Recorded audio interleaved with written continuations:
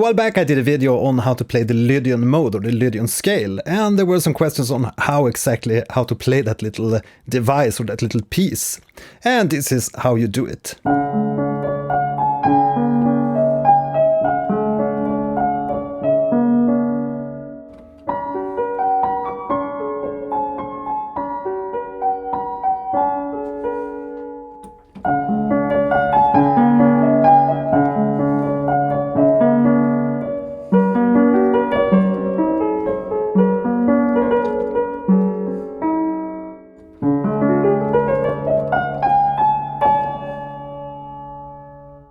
The Lydian scale is found on the 4th degree of the major scale.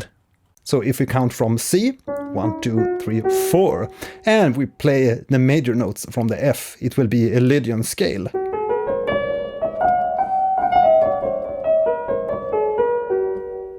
And the Lydian scale gets its particular sound from that raised 4th.